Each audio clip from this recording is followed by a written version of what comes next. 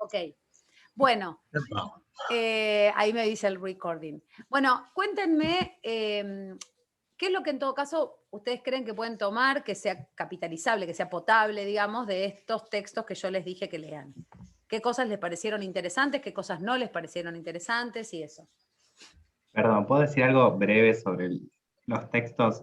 Se me hizo un poco tediosa la lectura por el tema de esto de que era bastante descriptivo en ciertos aspectos y como que nunca terminaba de ir a lo que, al grano, ¿no? O a diferencia del texto que habíamos leído de Hauser, él ponía en discusión muchas cosas y creo que ahí había como algo interesante y rico para rescatar, y en estos textos como que faltaba eso, Sí, tal entonces cual. hizo Sí, más sí, pesada la lectura. comparto totalmente. Yo se los doy para que ustedes también reconozcan cuál es nuestro bagaje informacional de ese periodo, porque así como hay un tipo como Hauser, que también está medio viejo, que por ahí es un poquito más crítico, la mayoría de los textos son como estos que yo les mandé, para que sepan Claro. también de dónde estamos sacando la info, porque después vamos a criticar ese modo en el que se ha configurado todo nuestro pasado, que tiene que ver con estos sujetos que ya tenían también una ideología, ¿no? Digo, que estaba como bien pautada.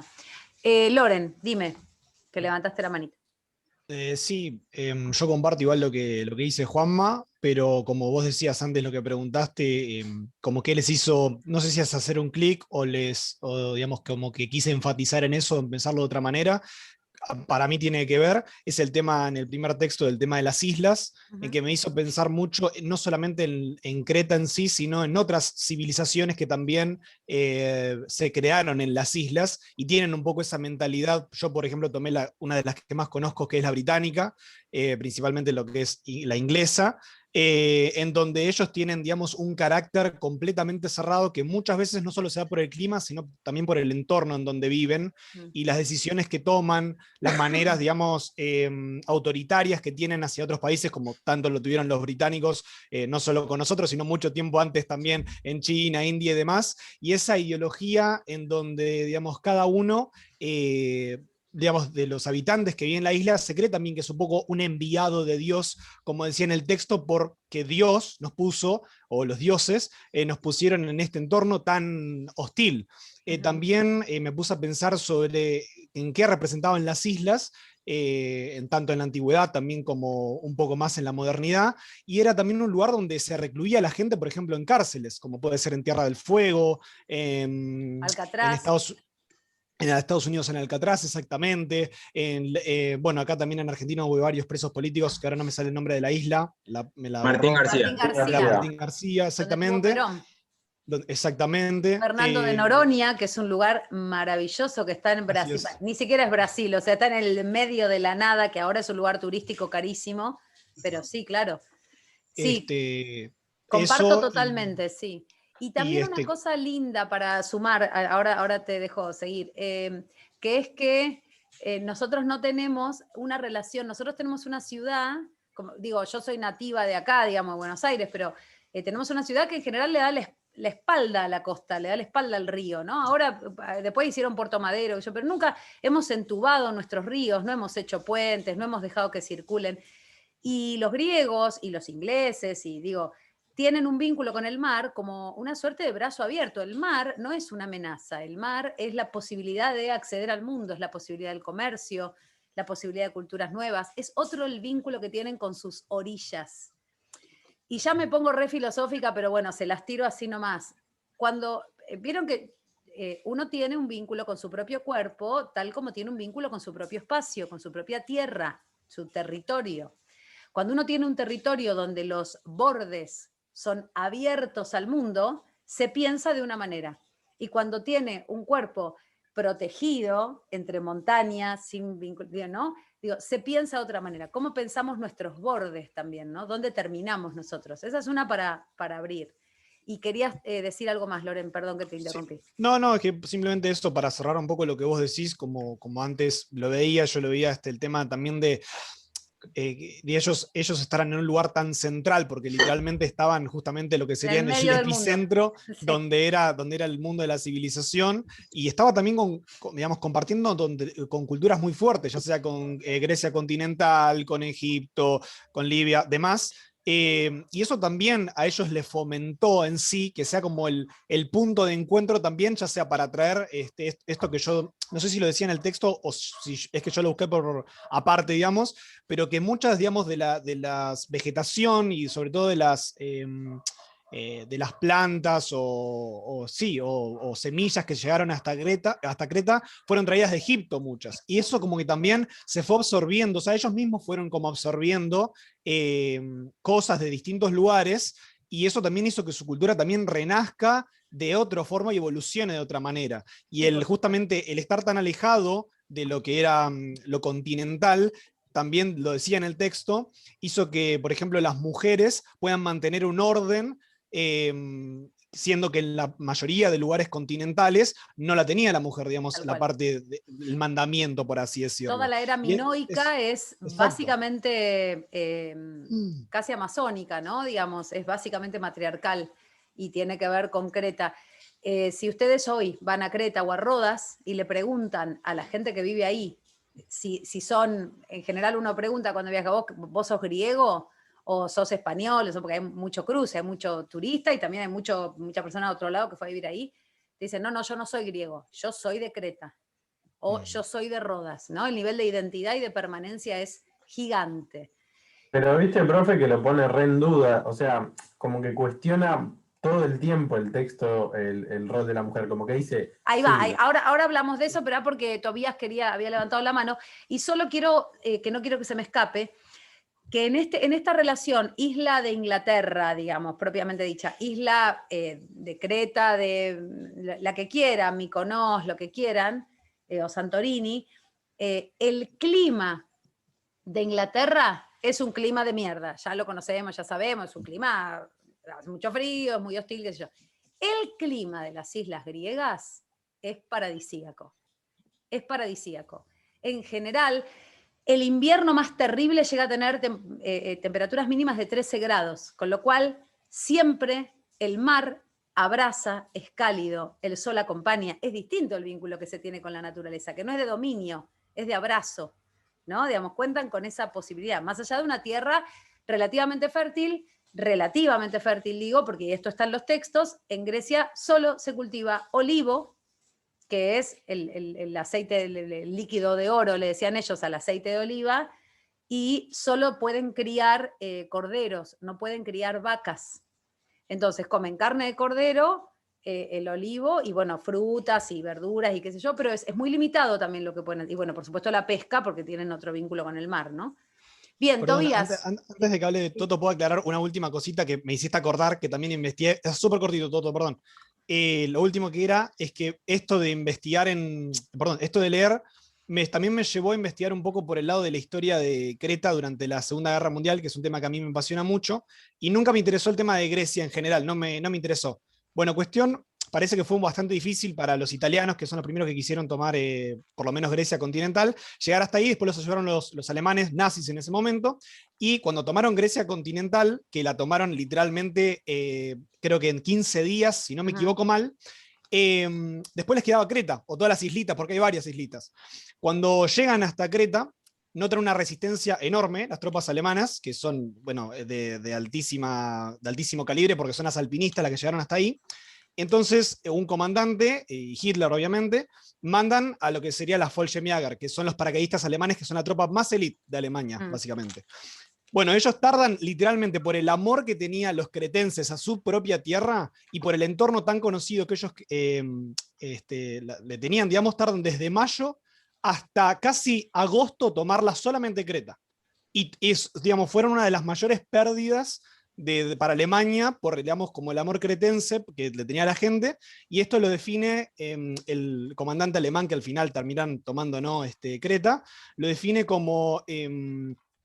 ¿cómo es esto? Ay, no me sale la frase ahora, pero como nunca vi tanta devoción, nunca vi tanta devoción en la defensa de una roca. Así lo definía el tipo. Y es increíble, digamos, el amor propio que tenían por su propia tierra, ¿no? Además, los alemanes que venían de tomar Polonia, que era un territorio gigante, en días, claro, tal cual. Sí, es maravilloso. Bueno, gracias por el aporte. Bueno, ahora sí, Toto. Bueno, no, es que justo me había enganchado, empezaron a hablar de esto, de que a mí me quedó, yo entré más por el atractivo de la vida, porque arranqué más por el más largo, ¿no? Pero ambos dos vi que habla mucho y marca mucho la diferencia entre esto de que el hombre demostraba sombría todo el tiempo y la sencillez y delicadeza en el tema de las mujeres, y ya cuando hay en un lugar, por lo menos que vi acá en Creta, que estaban hablando de esto recién, justo había notado como sin escenas de batallas o caza, esto, lo otro, todas reinas, como se hace una diferencia muy grande que me quedó marcado en todo el texto mientras iba leyendo, como diciendo... Una diferencia, decís, entre el varón y la mujer. Claro, como diciendo, ya de por sí marca que los hombres, a lo que les interesaba mostrar, por lo menos en Egipto y en los hombres cretenses, era como mostrar la guerra y la caza, la humillación a los enemigos, esto y lo otro, y cuando no pasa todo eso, dicen como, serán todas mujeres, es todo delicado y todo bello, todo divino. Sí. Como Ahí nos encontramos con esto que yo les decía al principio, que es una lectura que ya está hecha desde un lugar, ¿no? Y por eso yo les decía, yo les tengo que contar algunos chismes, digamos, que es que algunas excavaciones arqueológicas posteriores y bastante recientes han mostrado máscaras, prótesis femeninas, con las que suponemos que los minoicos se travestían cuando hacían algún tipo de ritual. Con lo cual, volvemos a la lógica griega, es decir, los jefes de clanes se vestían de mujeres en el momento en que se hacía algún festejo, sobre todo vinculado con la llegada de la primavera. Bueno, que todos sabemos, la primavera permite la fertilización en todo sentido, nosotros también, digamos, se nos suben las hormonas. Digo, no sé hasta qué punto la lectura de género que se hace en los historiadores del siglo XX corresponde a una lectura de género propia de ese periodo. Lo que sí está claro, y está claro, porque está claro en las tumbas, es que los micénicos, que ya es Grecia continental y todo el sector espartano, consideran que la muerte más digna de un varón es en batalla y la muerte más digna de una mujer es en el parto. Pero no porque todas las mujeres tienen que parir todo, sino porque ambos están en el mismo nivel de lucha, de enfrentamiento del cuerpo con la naturaleza, ¿no? Digamos, está considerado, no es que porque la someten a la mujer a parir, sino al contrario, porque la mujer es igual que el varón, porque se enfrenta a esa batalla, que es tan peligrosa como enfrentarse a una guerra. ¿Sí? Digo esto porque esto de verdad está en las inscripciones. De hecho, en muchas tumbas ponen, porque a las parejas en general se las enterraba juntas, parejas tanto heterosexuales como homosexuales, ponen, muy breve, no ponen muerto, esta persona tan buena que yo, ponen en lecho, cuando se pone en lecho es porque murió pariendo, y en batalla cuando murieron peleando, que es casi lo mismo, haber muerto ambos en batallas, ¿no? Ahí lo que tenemos ya es una lectura de lo femenino distinta, para empezar, distinta, que se le atribuye... Hay una parte que dice que actúan juntos, por lo menos. Yo lo marqué porque me pareció bastante interesante y da el ejemplo de la Ilíada, como diciendo, hombres y mujeres actúan juntos, es como el inicio de toda la hoja. Y podemos nosotros también hacer una lectura crítica respecto de cómo se ha leído después, porque nosotros sabemos que la vida de los dioses es muy parecida a la vida de los seres humanos. Entonces, ¿por qué razón habría diosas que pueden tomar decisiones, hacer engaños, tener caprichos y tener un poder muy parecido al de los dioses, en el mismo nivel, digamos, fíjense Atenea, fíjense Hera, bla, bla, bla, y los seres humanos no? Entonces, esa lectura que ha contribuido a la formación del patriarcado no es una lectura de los griegos, es una lectura que se ha hecho después por historiadores que son postcristianos, digo, postcristianismo. Porque, francamente, si uno le atribuye un rol a un género, esto no implica atribuirle algún tipo de jerarquía. Decir que las mujeres en su casa enfrentan la batalla de la crianza de los pibes, porque de hecho la condición natural del parir la tiene la mujer, quiero decir, esto no está determinado por el patriarcado, esto está determinado por la biología. Entonces digo, si la mujer se enfrenta a eso y eso tiene tanto valor y tanta relevancia como el enfrentamiento que tienen los varones en el cuidado de las fronteras y en la lucha con el enemigo y todo lo demás, que yo atribuya esos roles, no quiere decir que diga que las mujeres son inferiores. ¿Está claro esto? Mucho menos en Creta, en donde encima se descubrió que había prótesis de adorno, digamos, en la que los varones se embestían para hacer cierta ritualidad. Y otra cosa que nos enteramos también hace poquito es que cuando las mujeres parían, hay algunos sectores de Creta donde directamente las comunas, diríamos hoy, eran absolutamente matriarcales. Las mujeres cuando terminaban de parir le daban sus bebés a sus hermanos varones. Los hermanos varones se ponían unas tetas postizas, cuidaban a los niños y las mujeres se iban a pescar. Entonces sabemos eso también, ¿no? Digo, las mujeres salían a buscar alimento y esto se replica en algunos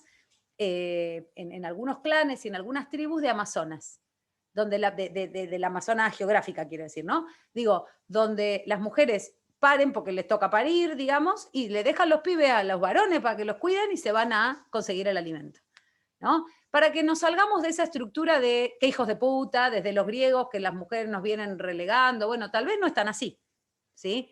Vos, Jan, querías decir algo. La forma que, perdón, ¿no? Antes, justo, es que la forma, lo hablábamos ayer justo con unos compas que lo estábamos leyendo, y que yo en un momento tiré como en joda, tipo, che, el texto es más sexista de lo que está explicando el texto, como que lo que habla el texto de que las mujeres, tipo, una diosa varias y esto, de todo el tema, y el texto lo pone como un tema de mucha diferencia entre la sencillez y la hombría, como no es por ahí. Pero nada, como que me había quedado marcado eso y quería meterlo porque justo estaban hablando de eso. Claro, es que está muy bien el aporte. Y aparte como si la sencillez no fuera atribuida al varón. Digo, el griego es por sobrecarga. Primero que el griego, por definición, continental o isleño, siempre es coqueto. Tiene un culto exacerbado a su propio cuerpo, casi masturbatorio. Los griegos salían a las plazas públicas la tardecita, cuando baja el sol, se ponían en cuero, se bajaban la toga y se miraban el cuerpo. Digo, tenían un culto al cuerpo que era increíble, varones y mujeres. La belleza corporal está exaltada en varones y en mujeres, no solamente en mujeres. Hoy vas al Parque Centenario, profe, y en los calisténicos también. Ahí vamos. Algo así, bueno, algo así. De hecho, yo creo que se los dije el primer día, fíjense, donde hay un griego, va a haber 4 cosas, siempre. Va a haber un lugar público para hacer política, que es lo que se llama la asamblea. Un lugar que es una placita, donde se sentaban y se ponían a discutir. Un templo, como corresponde, porque están los dioses y hay que hacer las cosas que hay que hacer. Un gimnasio, siempre hay un gimnasio, por supuesto sin aparatos, ¿no? No existía la biomecánica, pero digo, un espacio donde corren, donde se trepan, donde hacen, y un teatro. O sea que para cualquier griego, cualquiera que se digne llamarse griego, hay 4 cosas: la política, la religión o la relación con los dioses, el cuerpo, el culto al cuerpo, y el teatro. Está en todos lados. Uno se da cuenta que por ahí pasaron los griegos porque en el mismo espacio encuentra las 4 cosas, aún negadas por los historiadores, Aún, acá estaban, se reunían y qué sé yo, y después mirá y a 50 metros tenés el gimnasio y no te lo nombran, por ejemplo. Y es importantísimo, porque habla de cómo se piensa la cultura. La belleza no es superficial. La belleza es lo que nos acerca a los dioses, en varones y en mujeres. Y es más, las malas lenguas dicen que los que más obsesionados estaban con el cuerpo eran los varones. Porque un cuerpo fornido, un cuerpo bien delineado, un cuerpo musculoso, era un cuerpo que podía ganar más batallas. Entonces tenía una sobrecarga moral. En el caso de las mujeres, como han cambiado lamentablemente esos criterios, en las mujeres siempre se resaltó la curva. La curva es el pliegue. Las griegas no eran obesas, como las renacentistas, pero sí la curva, la de la forma de la guitarra, la cinturita, la cadera ancha, y esto se ve en las esculturas, siempre fue el signo más erótico que había, primero porque una cadera ancha es la que puede parir y es la que más vincula con la genitalidad, con la sexualidad, básicamente con la vulva. Entonces todas las diosas hermosas tenían caderas anchas y cinturas marcadas. Entonces ese es el paradigma cultural. Hoy nos obligan a las mujeres a tener la cadera finita, la cintura recontra requete finita, tener cuerpos casi medio hermafroditas, digamos, para poder ser sexys, y en ese momento la curva, el pliegue, la carne que vibra, era un signo de erotismo muy fuerte, y eso por suerte duró, digo por suerte, uno porque se quiere comer 1 kilo de alfajores sin problema, pero bueno, eso duró muchos siglos, aún con el rechazo del cuerpo, hasta que se revaloriza el cuerpo nuevamente a partir del siglo XVI, con todas las censuras y los traumas que ya había involucrado el cristianismo, ¿sí? Eso por un lado. ¿Alguien más quiere decir algo? Porque me quería meter ahí. Ian, vos habías dicho algo y yo te corté. No, yo había querido decir que nada, que esto de que la mujer ocupaba una posición probablemente dominante, o si ocupaba el trono o no, el autor lo pone tanto en cuestionamiento, me parece tan claro, o sea, como que te das cuenta que hay, no sé si es un sesgo o una mirada ideológica o desde ese lugar, digamos, como traído acá, como está bien, la mujer era la sacerdotisa y la diosa más importante era la mujer, y en las pinturas aparece la mujer llevando la batuta, pero ¿la mujer podía ocupar el trono? La pregunta, sí, es clarísimo. Sí, eso es como la fake news, ¿viste? O cuando Clarín se pone en campaña, tipo, bueno, se vienen 4 millones, pero vendrán, pero no será que el avión, sí, tipo, digamos, no me dé vuelta, digo, hay un dato concreto, sí, es cierto. Está buenísimo que les pase esto porque, insisto, empecemos a pensar, ya abramos la pregunta, ¿cuánto de lo que queremos saber no ha sido filtrado por personas que ya tenían una preconcepción, digamos, y que se la involucran a todo? Vieron que uno mira también lo que puede ver, ¿no? Quiero decir, uno tiene sus propios anteojos. Entonces, cuando hace eso, perdón, o sea, yo nunca leí que se haya puesto en duda la figura de algún rey o algún magnate o históricamente o algún presidente, o de nadie se pone en duda, y acá, que se ve que es un hecho más puntual, supuestamente, se pone en duda durante todo el texto. Yo nunca vi que se ponga tantas veces en duda quién ocupaba el poder, o sea... Claro. Rarísimo. Sí, lo que sí es cierto, y esto sí vale aclararlo, es que una cosa es la homosexualidad y otra cosa es la feminización.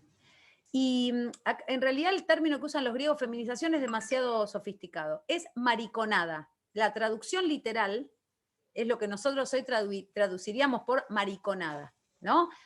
¿A qué se le llama el mariconearse? El ser cobarde. A eso se le llama. Y el amariconamiento puede ser aplicado tanto a mujeres como a varones.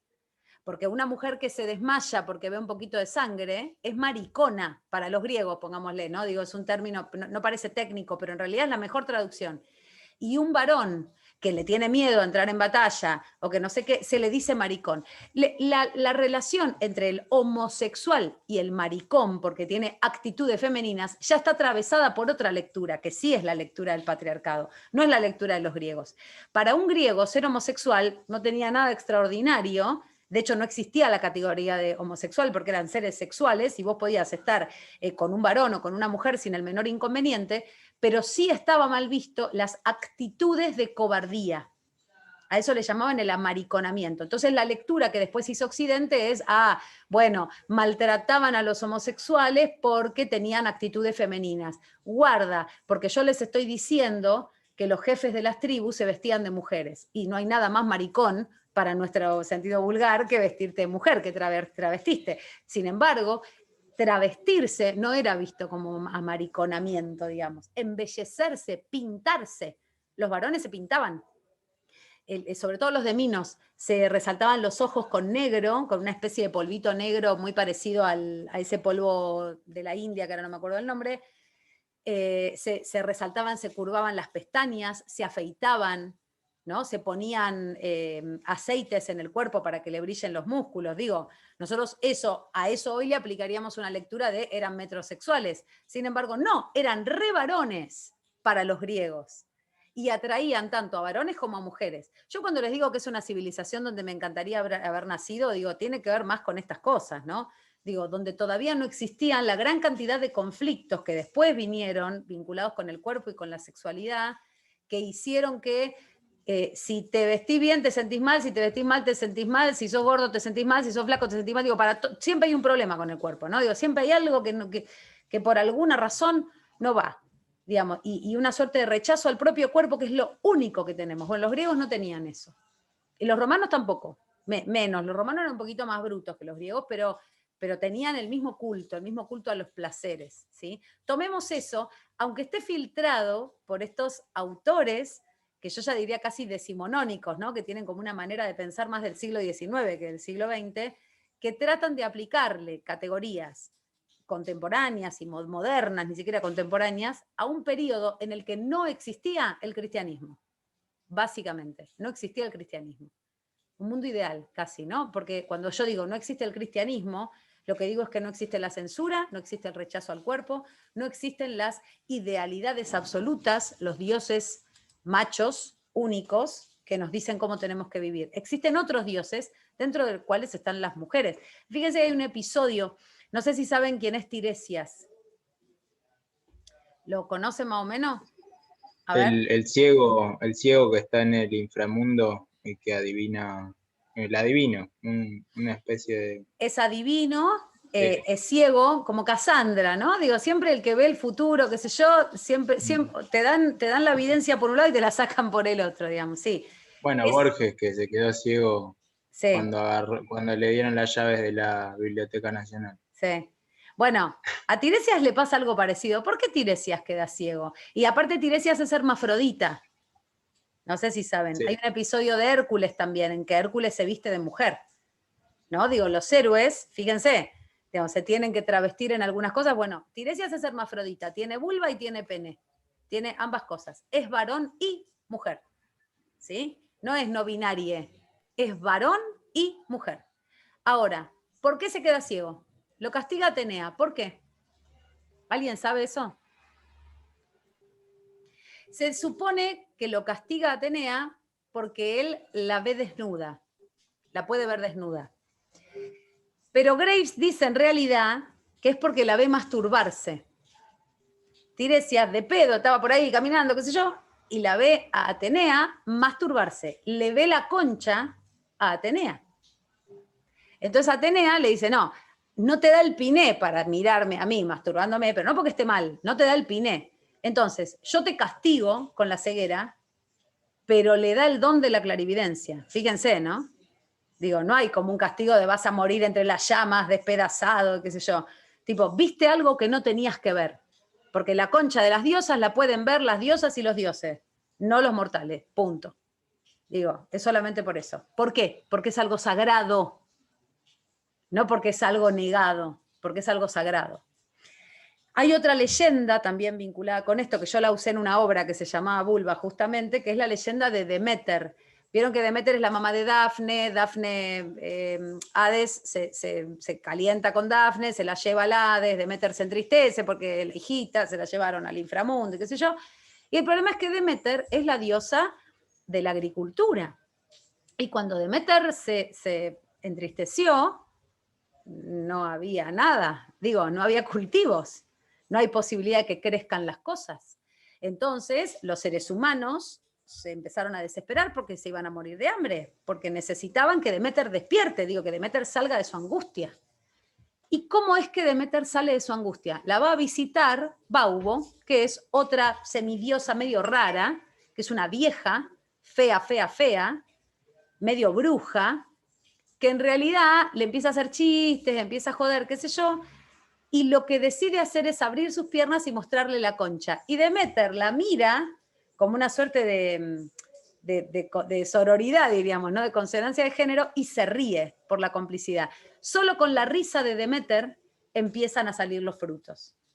A partir de ese episodio que es mítico, que obviamente es inventado, a eso no le importa a nadie, si fue verdad o no fue verdad, si existe Deméter o no, a partir de ese episodio, las mujeres en Eleusis hacían un rito todas las primaveras en las que en el templo de Deméter se desnudaban, bailaban, no sabemos qué más hacían, pero suponemos que hacían de todo, y comían unas galletitas con forma de vulva hecha con pasta de sésamo. Fíjense cero trauma. ¿Sí? Digo, lo de esto no lo puedes mostrar, esto no lo puedes ver, qué sé yo. Digo, hay un culto a la vulva, al cultivo, al crecimiento, a todo lo que tiene que ver con la fertilidad y a la idea de que las diosas, digo, ¿alguna vez ustedes se imaginaron el pene del dios cristiano? Digo, ya imaginarlo es una especie de sacrilegio, te tienen que llevar como hereje, hijo de puta, a la hoguera. No se te puede ocurrir que Dios tiene pene. Sin embargo, las diosas griegas hablan en el bagaje mítico de su propia concha. ¿Se entiende? Digo, no hay un rechazo a lo propiamente humano. Al contrario, está exalzado. Se supone que son conchas más bellas todavía, ¿no? Que las conchas mortales. Digo, este es el mundo griego. Este es el mundo en el que nosotros estamos parados en este momento. No tiene nada que ver con ese mundo con el que lamentablemente estamos identificados culturalmente, donde la genitalidad, todo el mundo de los olores del cuerpo, todo el mundo de las vísceras del cuerpo está llevado al grado de la podredumbre, de la porquería. Nosotros estamos ahí, digo, no puedes eructar en público, no te puedes tirar pedo, todo eso está rechazado. Y en ¿Todo realidad, esto fue atrofiado, perdón, todo esto fue atrofiado por la iglesia? O sea, digamos, toda esta parte del culto al cuerpo, de los homosexuales. Yo no diría la iglesia, sino que diría el cristianismo. Pregunto, el cristianismo. No. Claro, porque la iglesia, acordate que se forma después, digamos, ¿no? Como institución, pero sí el pensamiento cristiano. El pensamiento cristiano, en rigor, es un robo mal hecho, agarrado así más o menos, del helenismo tardío, de una versión neoplatónica del helenismo. Es verdad que Platón habla de, no lo dice exactamente como dice la Gilada, pero más o menos dice algo parecido, de que el alma está encarcelada en el cuerpo. Digo, el que empieza a dividir alma y cuerpo es Platón. Ahora, así, a la vez que hacía eso, el tipo estaba enamorado de un sujeto y también salía y exhibía su cuerpo, digo, o sea, era un griego, ¿no? Entonces él empieza a hablar de esta división, bueno, que seguramente lo están viendo en filosofía, del mundo de las ideas y del mundo inmanente, y hay un rechazo implícito al mundo natural en Platón.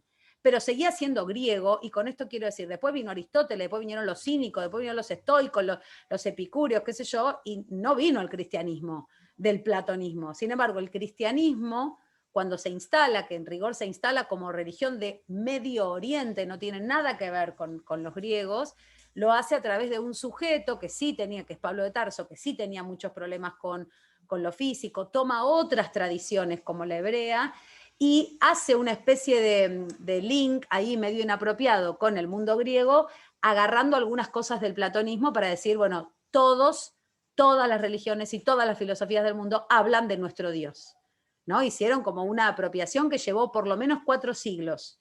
No es una cosa que se pusieron de acuerdo una tarde y dice, bueno, ser cristiano es esto. Esto llevó 4 siglos y mucha lucha, mucha secta en el medio. El año que viene lo vamos a ver esto.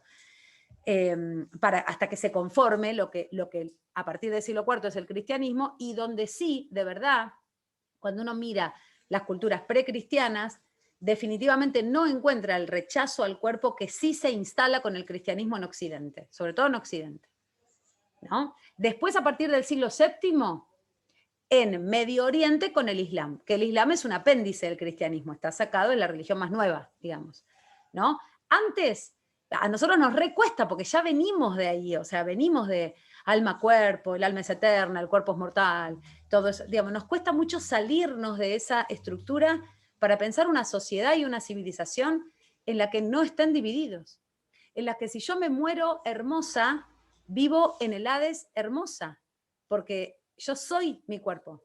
Porque el concepto de muerte que tienen los griegos, que se llama tanatos significa el último suspiro, porque no es un concepto abstracto, es lo que me pasa, o sea, respiré por última vez. Y todas las discusiones que hay en las tragedias griegas en torno de los cuerpos, ¿qué hacemos con el cuerpo? ¿Lo quemamos? ¿No lo quemamos? Bueno, cuidado, se lo van a comer los bichos, esto genera hacinamiento, todas estas discusiones, porque era un problema, porque el cuerpo era sumamente importante, mucho más importante que lo que aún es hoy. ¿Se entiende lo que digo? Sí. Profe, perdón que te interrumpo una consulta que queda un minuto y ahora... Sí, eso les iba a pedir que reconectemos un poquito. Yo me tengo que ir ahora y te quería preguntar si vos el link de la clase después lo pasás. Se los paso por el Facilito. grupo. Sí, sí, Ah, lo buenísimo. cuelgo, Dale. bánquenme que lo ponga en YouTube, lo pongo oculto y se los paso Perfecto. por el grupo. Sí, claro. Dale, buenísimo. ¿Sí? Ahora igual nos Así reunimos veo el para... final de la clase, por eso. Dale, buenísimo. Bueno, No, ¿reconectamos? Suerte. Nos vemos, Era.